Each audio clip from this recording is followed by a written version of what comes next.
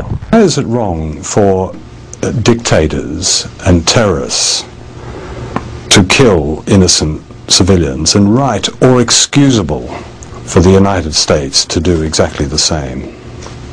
Well, the United States doesn't do it, and if we did it, it would be as reprehensible as what the terrorists do. The United States doesn't kill innocent civilians? No, the United States does not target civilians.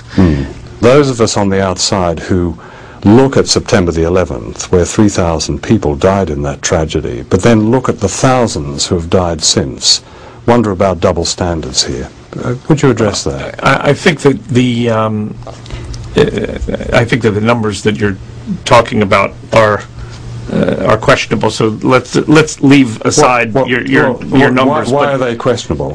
I mean, I don't accept your assertion that we've killed thousands of innocent people. But let me get to the. There's a lot of studies and an examination of facts on the ground that suggest indeed thousands. I mean, in Iraq at the moment, there are studies that are talking about 10,000. But I don't want to get into numbers. But certainly thousands seems a fair figure.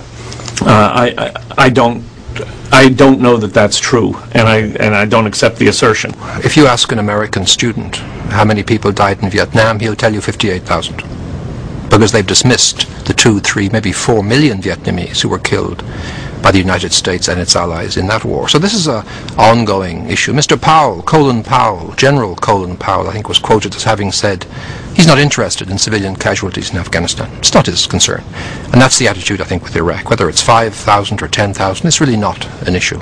Well, I think Americans, like most people, are mostly concerned about their own countrymen. I don't know how many Iraqi civilians were killed, but I can assure you that the number is the absolute minimal that it's possible in modern warfare. One of the stunning things about the quick coalition victory was how little damage was done to Iraqi infrastructure and how low Iraqi casualties were. And I think that's quite high if it's 10,000 civilians. Well, I think it's quite low if you look at the size of the military operation that was undertaken. It's practically an inevitability in war that there are going to be innocent people who get hurt, no matter how much care a professional military, a properly behaved military, puts into avoiding damage to non-combatants and to civilian infrastructure. Mr. Fife, that sounds fine, sitting here in Washington.